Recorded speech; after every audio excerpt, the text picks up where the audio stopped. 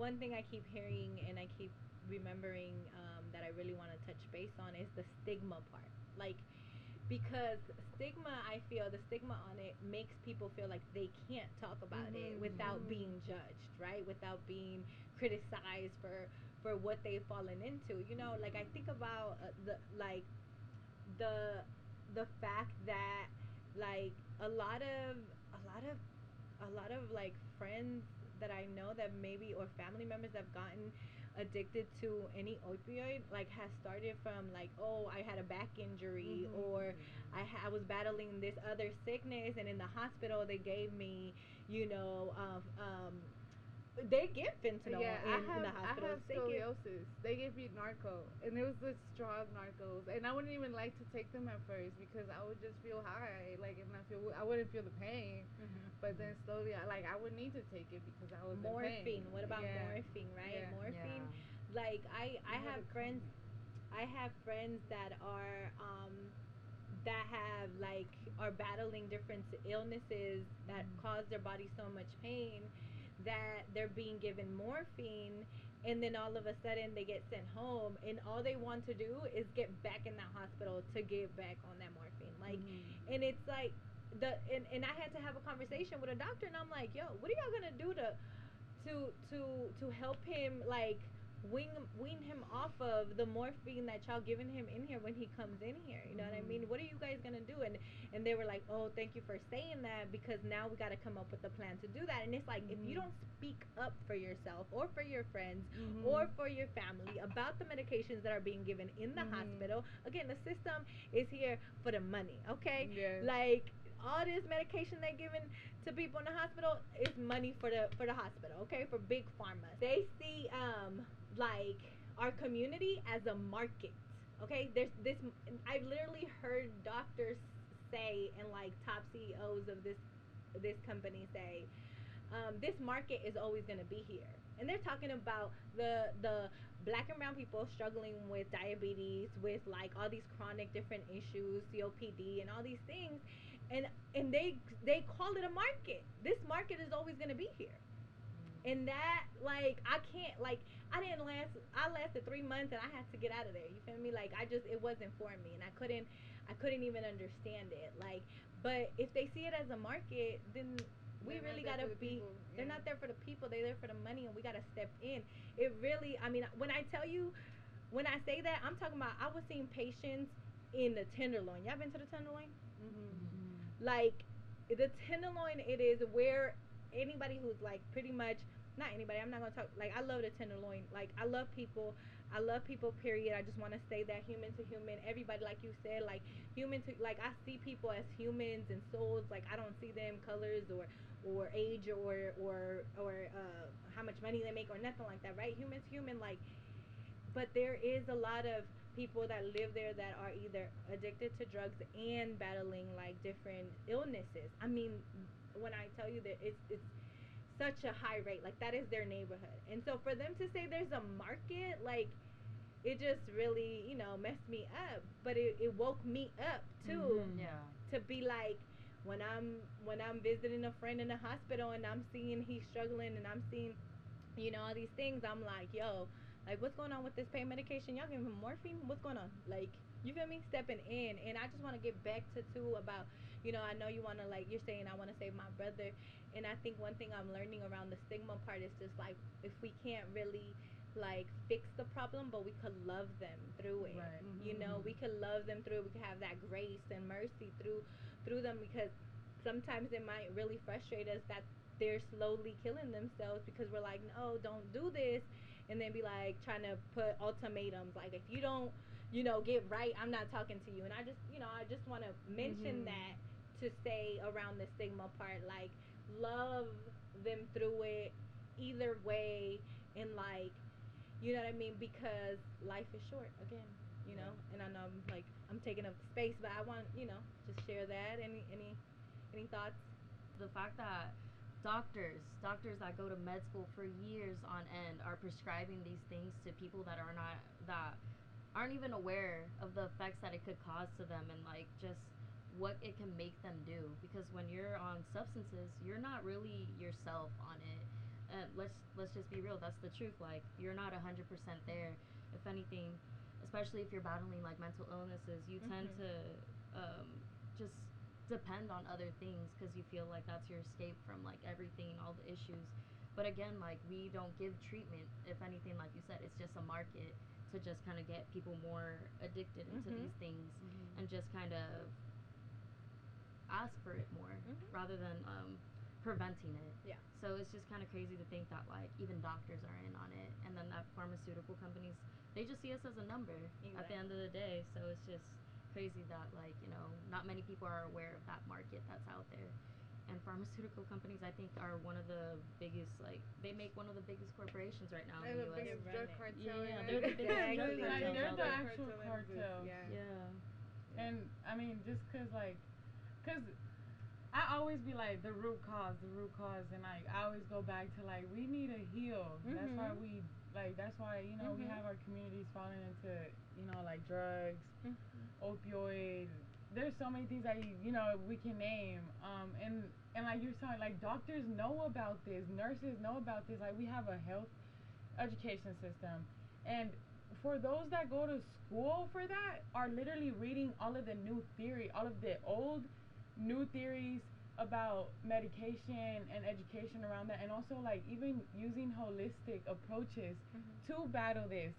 But because America is just so focused on monetization and just money and big pharma and making sure that they keep us in this system, they keep us in our communities. Conversations need to be talked about, but what I really wanted to get around was like there's doctors, nurses, and physicians, like some, you know, everyone that goes into the healthcare spectrum of society. The academics of this study tell it all, and to me it's like the information is right there in front of our eyes. And like with me, I always advocate how we need to literally lean towards a holistic approach to address these issues, you know. But they don't like think about how our ancestors, like how they used to heal. It was herbs. Like our ancestors, that's exactly what they did. Because we just have also, like, I believe there's this also thing, we're spiritual beings having a human experience.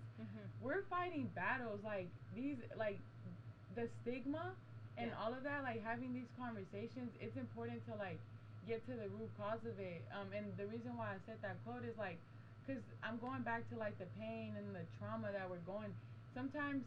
And you know, just how you said, like what you said really struck me. You said, I feel like I'm going everywhere because I want to like. It's all good. We right. listening. But like what you said was, when you were like battling, like you just felt like everyone was judging, so you just wanted to isolate yourself, you know. And to me, well, I would like to ask you, what made you feel like, okay, I'm actually not alone, like. You know, like what made you feel like that? Like, what made you feel like, yo, people are judging me? But in reality, like people, and I will have to say, as being Latinos, that has a lot to do with it too. Come on. Yeah, like, thank you. I appreciate that. It was very difficult, like especially with my family, right? Like where like mental health is not a thing, right? Like you're depressed, like oh you're tripping, like you just need to get over it and get up, and like no, like that's not even a real thing, right? You definitely can relate to them on a deeper level, so it's great to always have people that have similar experiences, have these lived experiences, which is great.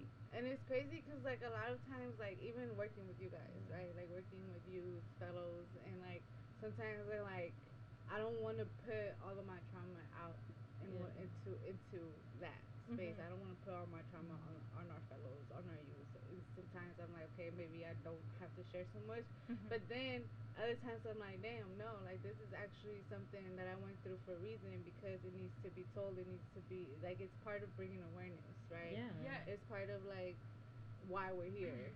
And believe it or not, like this work that we're doing is soul work. Like I literally call it soul work. I started calling this soul work like about a week ago, because it's like, how do you, like, it need the, like sometimes it's storytelling. Like we need to tell these stories, because if that's a reason, like because we're not talking about it, we're the people. And when I say the people, is like bro, the people that don't want to fund like programs that are, you know, addressing these issues, like the people that are just against this, the people that just, you know, like make this a bad thing. But it's like, no, we need to break that stigma. No, yeah. And talk Yeah. about it. That's like, why I think programs like the York, California program that we're doing, the Youth Opioid Response Program, all over California, right? We just Right. went to LA. We did a retreat with like everyone in California that is doing this work, Nice. and it was amazing to see how many people are doing this work and like how many Yeah. different organizations. But there's always an issue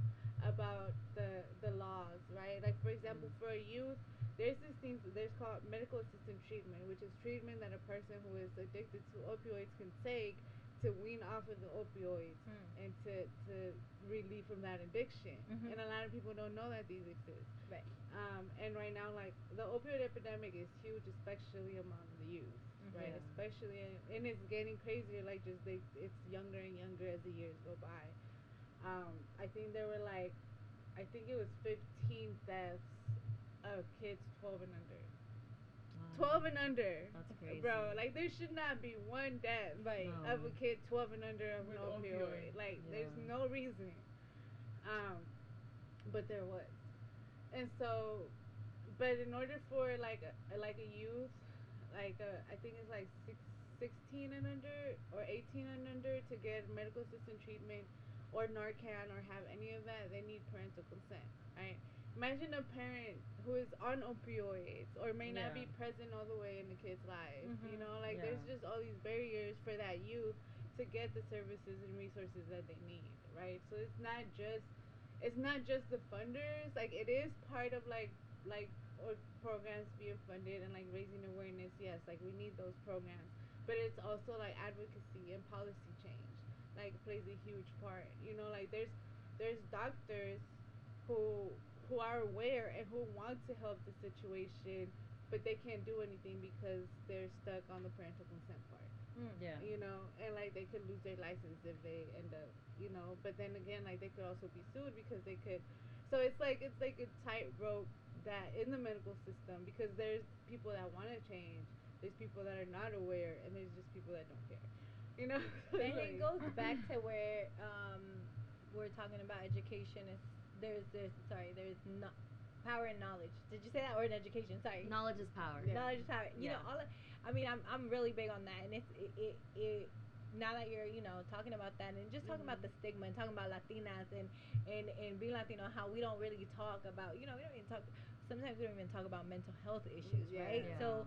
And once it's all this fear, but it's all this fear around like drugs. Once they hear drugs or once they hear addiction, it's just on for a child. It's like, oh, like I'm gonna control this, I'm gonna fix this, and we're gonna do it, this way. Or maybe they just, because they don't have the knowledge, they don't have that education around the fact that, hey, like let's deal with this in a different way. Let's educate your children, number one, and two, be educated that if it does happen, you have resources, right? What were you gonna say, sorry? No, you put like the legislation around it, like, cause I was gonna say you brought up like the Latino aspect, and of course this hits every community, right? Humanity, period. But like even as Latinos, bro, like our families, we're not even really affiliated with the law. Like we don't like to have that relationship with the law. Like I see my dad, like he's like, fuck, like keep it in a bug. He's like, get that shit at like 5-0. Like my dad be like, don't, like they're here, and I'm like, no, get that shit out of me. And so like that's why I appreciate you. You're about to go, literally, that's your aspiration, to be an attorney. You're about to go to law school, and like that's why it's important. And I say that because it starts at legislation, like.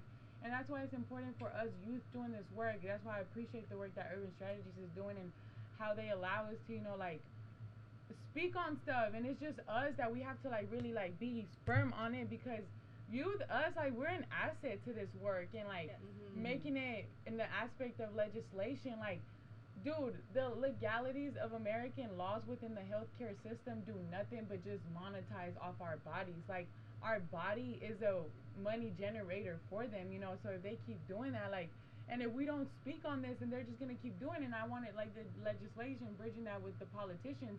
Big pharma is a big funder for, like, most of these politicians, and that's why it's important for us to talk about this and really, like, target. But it's like they're so big, if we do something, like what are they gonna do to, what have they done to the social justice movements? They kill the heads of the social justice movement. So like thinking forth and in the future, and like learning what happened in like the civil rights era, and like in our history, and like what has happened, like how can we do it differently to really like hit all of our communities? Because if us youth, we really get serious and like learn the law, they're gonna start and want to do something. Like, oh well, they're learning all of these medical laws, they're learning like the whole, like, dude, it's a market. Like, it's literally a market. We're the global leading economy in money, but nothing positive, bro. Just money, just generating money. And like that was just my point around like legislation, and how legislations and politicians, like big pharma, what is the, also like the gun, what is the big gun corporation too? NRA, like they're the one of the leading organizations in like in America that fund these politicians campaigns. So it's like all of them, like these, and this is, I don't trust and what I really hate though is that when you get into the books to really try and learn about this, they make it so hard for us to understand the language and all of that. It's so hard. So it's like, how can I even like understand this, bro? And because like I don't even know, I'm trying to like, my head is like going everywhere, but I bring it into like, how can we bring healing to our communities? Because that is the only thing that they need. But when you gotta bring it into legislation, they need to have measures, indicators. But at the end of the day, if you just give us the money, we got the plan. Right. We got the plan. And I mean, that's what we're doing, right? With urban strategies. Like, we're spreading awareness. We're passing out, like, fentanyl testing strips, COVID tests. Like, something that us, bro, we can't afford. Like, and, like, it's just, it's a whole bunch. No, I love it. You know, like, about healing. Like, that's so big, because I don't, like, I don't trust like the hospitals like that. I don't trust any, like, even legislation or politicians or none of that, honestly. And I feel like, you know, part of, I wanna talk really quick a little bit about the Kenekt. It's been a minute since we've had an episode, by the way, and just kind of want y'all to know a little bit about how the Kenekt and what it how that started and what it means, right, for when I started it. The Kenekt came from really in Lakesh Alakin, which is a Mayan. I'm sure some of you guys maybe have heard of in Lakesh Alakin, which means you are the other me, right? Tú eres mi otro yo, right? And there's a poem. I can't remember his name. I just like I'm always reading it. I literally know what exact poem you're talking about. Right? I don't know it either. It goes. I know how it goes. It's like you are the other me. If I do harm to you, I do harm to myself. If I love and respect you, I love and respect myself. Tú eres mi otro yo. Si te hago daño a ti, me hago daño a mí.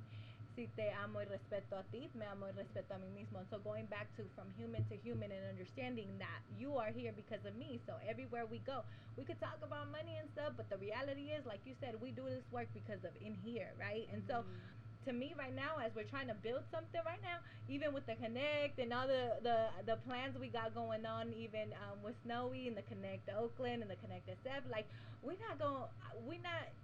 not like gonna be like, unless somebody gives us money, we're gonna do the work. Not at all.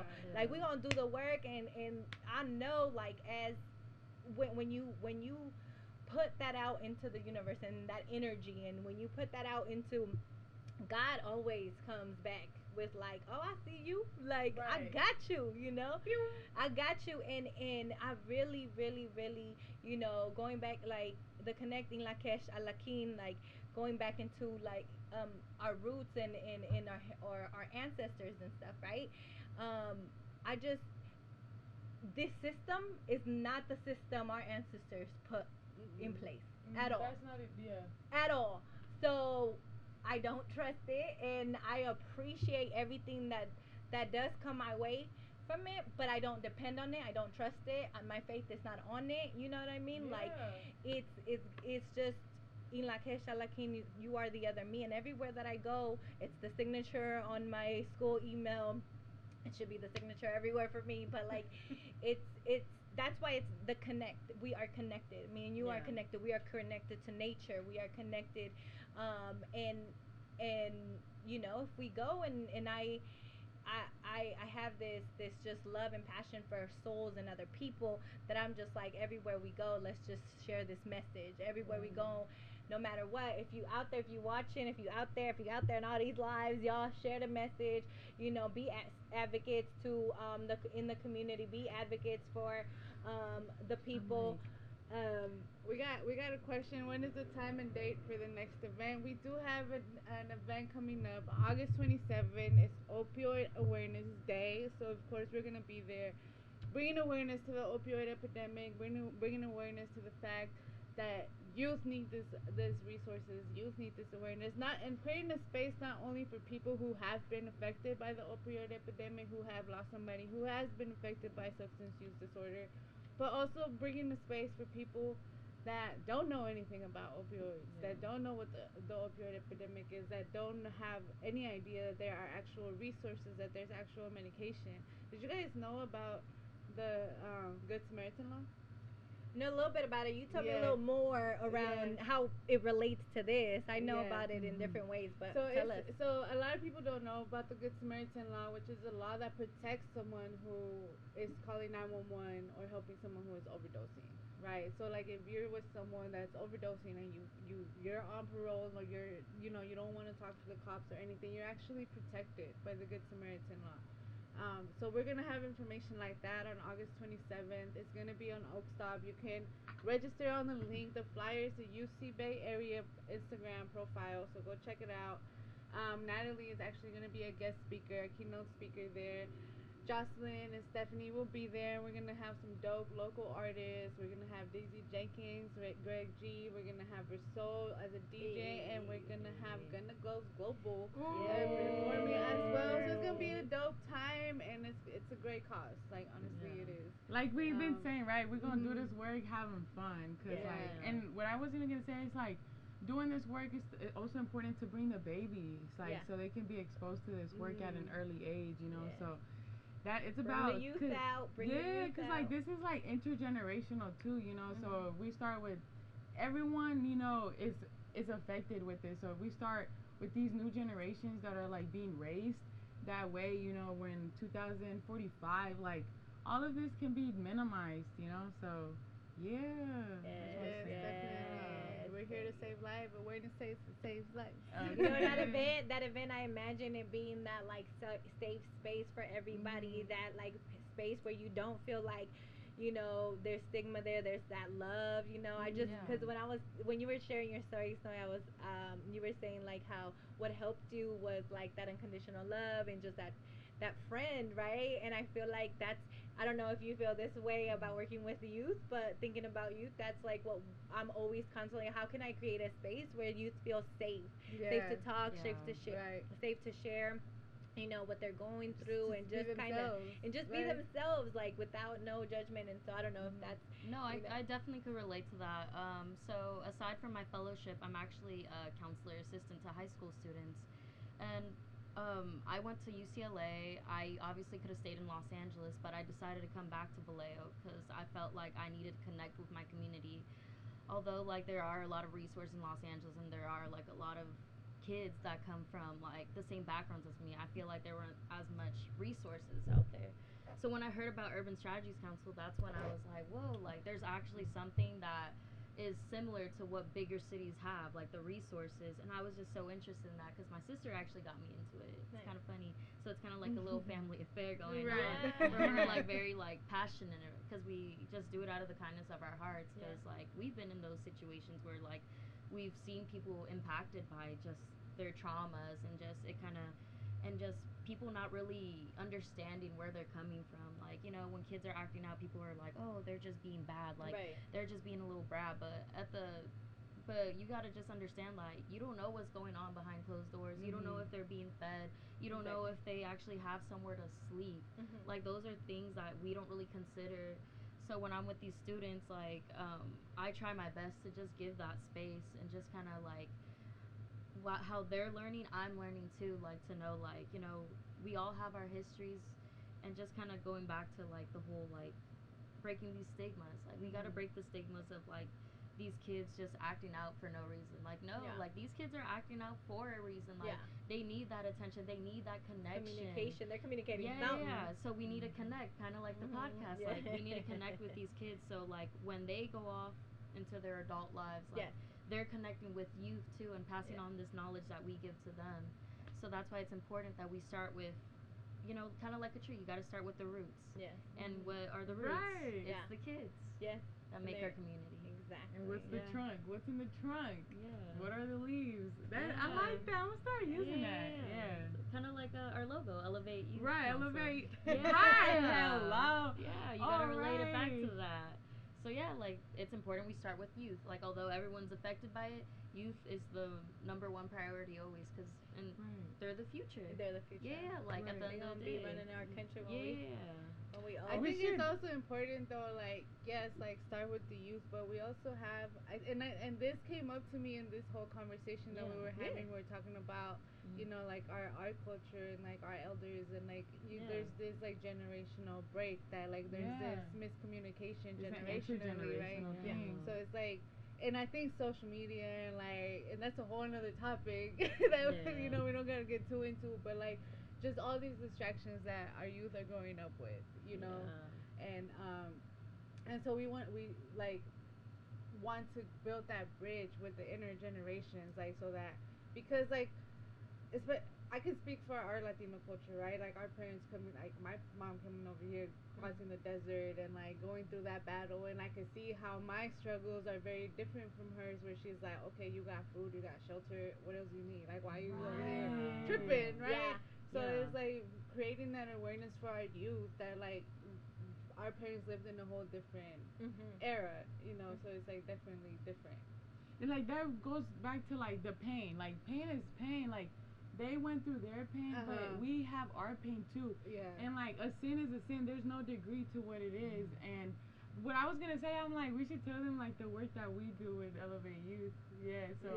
Right, like, cause I mean, like, okay, I'm gonna just go and then you.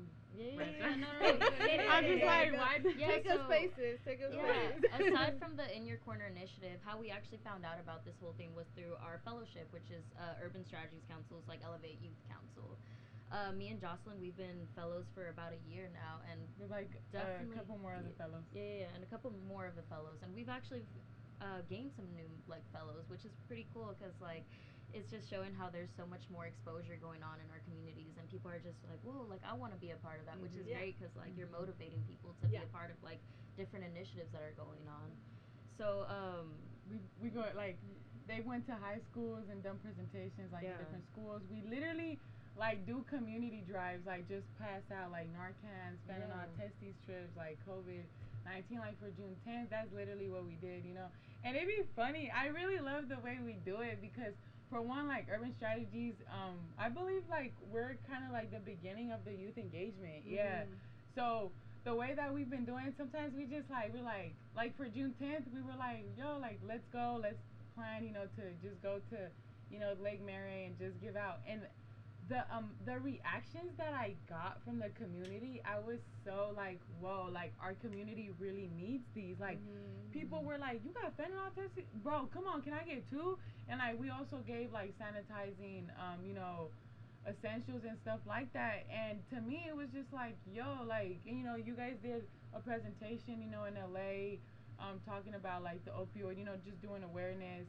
And like just going back to the response that I got from our own community, and it's like, where do you see this really in schools? Like, this is not. Shout out to Oakland for real. Shout out to Oakland for this because I gotta say, like, I live in the city. I don't know how it is in Vallejo, but I live in San Francisco, and I feel like they do it for the adults, but I don't hear about it with the youth. It's almost as there's the stigmas kind of stopping. And I think it's really important what Diana said. Like, this work is really intergenerational, and like it's important for us because we're young adults. You feel me? And like us doing this work. We play a dual role too, not a dual role, a triple quadruple role. I swear. So it's like us, we're like that intergenerational tool that we can touch people's lives, talk to our parents, talk to the youth, talk to the babies. We are that bridge. You feel me? So like that's why it's important for us, because I see that now, and like, dude, I swear, I feel like, for one, I'm tired of being a testimony, but I've been a testimony as exactly what you said. Like, I became that bridge for my brother and my mom and my parents, because I seen how my mom and my dad would be like, hey, just have that stigma. But then I told them, I said, Mom, let me tell you, don't even argue with him no more, because you're not talking to him, you're talking to the drug. So just, literally, I got the chills when I said that, because I just seen that pain, just seeing Pops and my brother, like, fight. And, like, I personally fought my brother because I just got so mad, and I was like, but it's literally like I seen my growth, and like even talking about it right now, I'm like low-key getting emotional, but it's real though, like, because I seen my growth, because I was like high school, middle school, like it was programs like this, it was basketball that saved me, bro. Like, if not, I don't know what I would have done, like dead ass. And like, I'm keeping it real buck, and I'm like, now I see my growth as to how I see, and I'm like, look, I could just use my voice to speak on this, to speak on like how we can become that intergenerational bridge. Yes. Because we really need to be that. Like, we're Latinas, we're stepping into these spaces that our ancestors, that our family will do so if they just gotta continue, ride with us. You feel me? But like, we've been that step. We're becoming that stepping stone. Like, we're like being that. Like, we're part of that blueprint. You feel me? Like, we're kind of creating like a blueprint here, like a movement here, and like we're pioneers. We're pioneers. We definitely are, and it's like it's spreading. Like urban strategy. Energy's contagious. Like urban strategy started just doing stuff in Oakland. Like now we're in Vallejo, we're in East Bay. East Bay. Like we're doing all these things, and it's all connected. Just uplifting the community. And I do have to say, like, because we could only speak from urban strategies in the Bay, right? But they're also like they have like a office in North Carolina. Oh yeah, too. It's like national, a whole. Yeah, like and then they just the network thing. like with OYU, like everywhere, like it's so just, interconnected. And I think that's one cool thing about Zoom. And trust me, I hate being on Zooms. I'm like so over Zoom, but I'm so over it. But it is. But one thing that's really cool is that you get to connect with people all over that are doing this work, right? Like I've been with people in the East Coast just talking about like different strategies. How are we gonna strategize of what's happening over there and what's happening over here? How are we gonna connect it and make sure that we're making changes where there need to be changes, and like. So it's like it's very powerful that it's not, because sometimes doing this work can be so lonely. It could be so stressful. You're like, you look outside, you look at the news, and you look at all the devastating stuff that is happening, and you're like, what is little old me doing? Like, how am I doing anything? What I do doesn't matter. But when you get into those spaces, you're like, it's way bigger than me. Yes. And like, I think just what you said, like Zoom, and like, dude, we're so far from each other, but this work brings us so close and so connected. Like you're saying, like talking to people in the East, like doing this work. Like, look at that, they're going through the same problems that we're going through. Like, thank you for saying that. Literally, like, and that says a lot. Like it, and that's why it's important for us to do this. I keep going back to that. No, and I want to say thank you for saying that, because I've been wanting to say it keeps coming back to my mind, and I'm about to forget because I keep talking. No, but the fact that, like, going back to stigma, and before we get into some resources and some, like, how you can get, like, connected to the events, how you can come, before we get into that piece, I want to say, like, I feel like the more we talk about it, right, we sort of like normalize the conversation. I'm not saying normalize like the fact that we have to go through this. I'm saying normalize that we can have these conversations and talk about this, and then become this educational piece of like having like in like, for example, like all types of stigma that some of the previous generation before us that have, like, what they wouldn't talk about sex, some of them wouldn't talk about certain things, right? Mental health, or period, or the period, right? Like, right? But just like that, it's kind of like, what? There's, let's talk about this. Let's talk about this so that there could be awareness. Let's talk about this so it won't feel weird. And number three, to me, is like one of the most important ones, is so that youth don't feel like, or people don't feel like they are on their own with this, right? Like they're the only ones going through this. Like they're the only ones that are battling these different addictions. You know what I mean? Like, tell your stories. If you have a story and you overcame addiction, share your story of overcoming addiction. I was addicted to opioids when I was living out here in Oakland, down on 88th. And I was I have hip dysplasia and arthritis, and my hip would hurt and stuff, and I didn't even realize, to be honest, I swear on everything, I didn't even realize that I was addicted until it was a little too late. I used to think that, okay, I'm taking a Norco for my pain, and then it will go away, and then like 2 days later my whole body hurt. Now I'm thinking I got other problems with my body, like, hurting. That's literally how it happened. And then I just kept, okay, well, now I need another one because my whole body hurts now, not realizing that it's hurting because I'm withdrawing. You get it? Right. And so let's talk about it. And you know what, I tell my doctor straight up, don't give me no opioids, don't give me no Norcos, don't give me none of that. Is it a narcotic? Nope. Give me anything else for the pain that does not have any narcotics. And number two, I go to the chiropractor, because that's really, honestly, chiropractor for pain, it really brought me back. Like, for real. I went to, it's called The Source in Oakland. I believe, I'm not sure if they're still there, but on MacArthur in the Laurel district side, over there, like 38th in Mac. And that really helped the pain. I remember,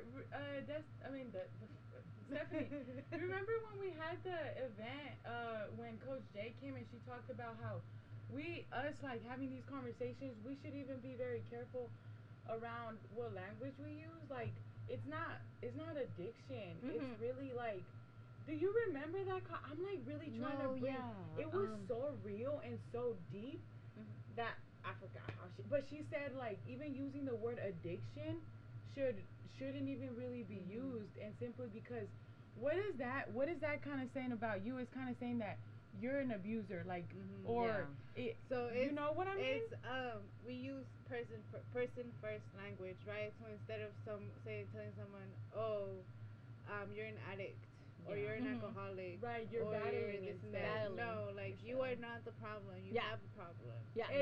You are battling from substance use disorder. You are battling from alcohol use disorder.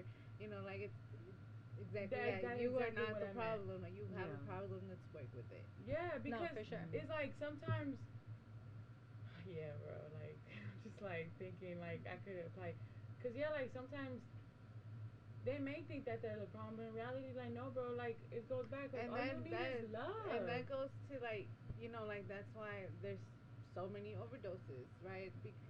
Overdose is a form of suicide. You know, like, suicide is a real thing. You know, so, like, when someone gets into that space where it's like, I'm better, my family is better off without me. You know, like, this whole world is better off if I'm not here. Like, that is real. You know, and like, that's why we use person first language. You know, we don't say that someone is the problem. There you go, person first language. I was like trying to, that's real, because it's like with language we're able to also dismantle these ideologies or ideas per se that the society has already put or continues to perpetuate. You know, I feel like that was really important to share, because I know that it's like, we're gonna also take this, you know, elsewhere, and like, it really came to my mind, because even like talking about, because also, like, we can even bridge houselessness too with the opioid, like, and the epidemic. And it's all connected. It's all connect. Like, going back, you know, if you want your, you know, little cup with the Kenekt, let us know. Hit up Prodigy Media. Okay. It's kind of like the whole saying, like, the pen is mightier than the sword, right? So we have to be mindful of the language we're using, just how Diana and Jocelyn, and then, like, even you were just mentioning, we just have to have these conversations, just how now, like, generation, I forgot what this generation is called, Generation Z? Alpha? No, the current generation, the TikTok I think it's generation. Alpha. Is it Alpha? It's weird. not Gen Z no more? No, it's not no. Gen Z. Generation already. No, because my little brother is an Alpha. Like, it's generational Alpha. It's not Gen Z. We're in Alpha. We're literally in Alpha. Like, we're closing out. Z is what our focal point is probably today. but alpha is like. Oh Coming wow. up. Bro, like we're Gen Z. I Well- think you guys are millennials. Yeah, we're we're Gen Z millennials. millennials. Are you millennial? I guess. I don't Yeah. like to be. You said I guess. I don't want to You be. are, sis. Yeah. That's crazy. I wasn't even aware of that. But just to kind of relate it back, like working out of schools, you could definitely see the differences in these kids compared to like when I was in high school. Yeah, it's And different. I wasn't even in high school. Well, We didn't even go through a pandemic. Well, yeah, but Yeah. I was in high We school didn't when I have graduated. Instagram. It was like 2017, We had and I would think Tumblr. like there was. Oh my gosh, she had a Tumblr. Like Hey, even kids, those differences. Did y'all have Tumblr. kids? Right. Vine? What about Vine. Look for the Vine? Yeah. Make it run, make Look it for the run. Vine. Look for the Vine. Burn Instagram took over that. Real quick. Oh, Real yeah. quick. Yeah. It's Now just- we got TikTok. Yeah, Right. but these Ooh. kids are just so knowledgeable. It's just Yes, crazy they how like are. socially aware they are. Like it may seem like they are not aware whatsoever, but no, like they're getting that exposure. Like they talk and they openly talk about these things. They talk about gender. They talk about sexuality. They talk about race. They talk about everything. I'm just like, wow, like.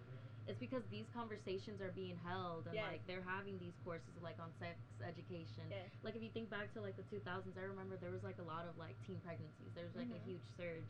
So I'm pretty sure because these conversations on sex education were going I on. was one. Yeah, like I remember in my neighborhood, like there was a high school class y'all and like did sex there was a education? daycare. I'm funny. Teen pregnancy. No, yeah, and like and you don't even know at But, that like- age like back then. Wait, that's the intergenerational that I'm talking about. Y'all were teen moms and look at what y'all doing right now. Yeah, look at High that. five. No, Yeah. literally, because there will be people will talk smack about that, but no, like Yeah. give props to y'all. Right, That stigma, yeah. is so Yeah. interconnected. I feel like I just needed to shout y'all out because y'all babies are watching y'all do this, and y'all are preparing them to do this work. I think we're to doing be it so for our natural. babies, Yeah. for real. Yeah, Yeah. exactly. Yeah. Like, don't Most play. You gotta put some definitely. respect on these women. Alright, tell us how, or not tell us, but let's tell them how they can connect with the events, with urban strategies. Okay. Let us know. So look, follow our pages, USC Bay Area. Follow Elevate Youth USC, but really keep up because we're really building a intergenerational, worldwide movement because energy will transfer. So just stay connected with those pages. You know, she is the marketing G. I'm behind the Marketing. page. Yeah, so like please like just support the pages and like Yeah. it's not even just don't just be like spread the message, bro, because if you know somebody that's battling with this, you better check yourself and just remember that you're here to serve humanity and serve with love, like serve with Yes. genuine transparency and authenticity, bro. Like you don't always gotta give them money, bro. Be like, you need some food, or be like, bro, watch this video. Like, it's important to educate ourselves. So, you know, to stay intact with like also that the events, like When's Be the in our event? When's page. the event? When's the the event? event is happening August 27th. It is happening in downtown Oakland. Go get your ticket. It is a free event. You're gonna get Yes. free food. You're gonna get a show. You're gonna get resources. Mm, and I'm the hungry food is already. on and a free dish. show, And free the food. music. We're gonna have Greg G, Verso. I We're mean, gonna have people, Natalie. right? Jocelyn's Yes, doing a yes. poem. Yeah. If I don't cry. And we're gonna have Gonna Goes Global. Hey. Y'all like Hey, support that the babe. event. It's Yes. gonna be lit. So come out. It's free. Go to the USC Bay Area page. And you will get all the information you need right there. You can click the link and register. You better register ASAP because it is gonna go out. It's And gonna get sold out. yeah. For sure, gonna get sold out. It has to. It's a free event. Yo. With all these dope artists. With free And food. free Like, food. how Free is food, not free gonna music. be? Man, And- I'm first in line. I don't care. Let's go. And no, and I also, and if you know, you can also reach out to us personally. Yes. Like we'll literally be there to assist you because what we do, we serve. That's what we do. And like, what else? Oh yeah. I'm like, but what I was gonna say also, like, I really love that we even host like free workshops, bro. Like, Yes. people yes. pay for mentors, people pay for all of that, but we're providing that space. We're putting in our hours because for Yes. love, bro. Like we needed this when we were growing up, but I need this now, and I don't want to let go of this. And I know we all need it at some degree.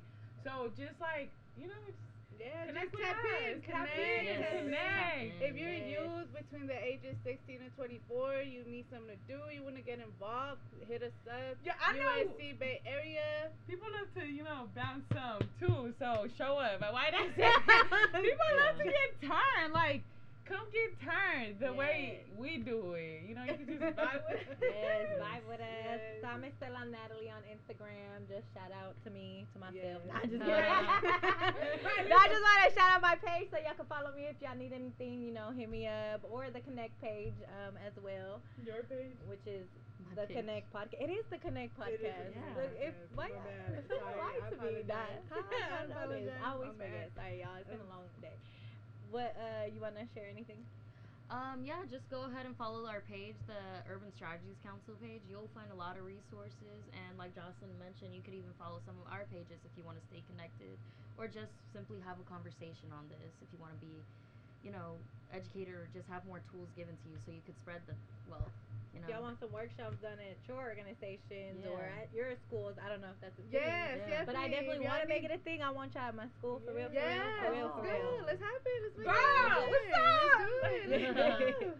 Um, Yes, definitely. You're going to see Urban Strategy in the city ASAP. Yes. Me? Okay, well, I am two hype jaws. Like, I am two hype jaws because I am a hyphy lady, okay? I'm also shout out hyphy and educated. Doing this work motivated me to start my own nonprofit surrounding around, like, workshops around, like, how can we bridge political resistance with, like, creative healing and civic engagement. So, like, follow hyphy and educated because we have workshops around, like, spoken word, financial literacy. If you want to learn how to model, and like the list goes on. But tap into that and look at our pages. Yes, our okay. pages. And Snowy G. Yeah, okay. You can follow me, Snowy G, SNOWYGEE _ I changed it back. I did. I had it as You the got energy, to. but I had to change it back. You have to change So it. y'all can hit me up. I do graphic design, animation, speaking, all this dope stuff. All this I'm dope a jack work. of many trades. But also, don't forget, follow the USC Bay Area page. Yeah, definitely. Yes. Thank you for Well, having thank us. you. Yes, thank you for being here. Thank you Yes. for being here. Thank y'all for watching and listening. Just Shout out to thank you. production team. Yay. Shout out to the production team. Yay. We want to be able to look this fine Right. because we got the lights. Yes. So, the light The really production sets it team off. doing this right. Shout out to the production team. And shout out to also the setting. Thank you, Yes, Diana. Like the the vibe. environment, the vibe. This is actually my living room. Right. Yeah. Right. Yo, that's what. Let me just. Looks like a Shout out props to that. Deanna's living room. Literally, in cause the like, plant. And James Jobs, Shout by out the to way. James Jobs. Right. The real play. Right. But now, thank y'all, and stay tuned, man. This is only the beginning, and we're doing this again for love for the people.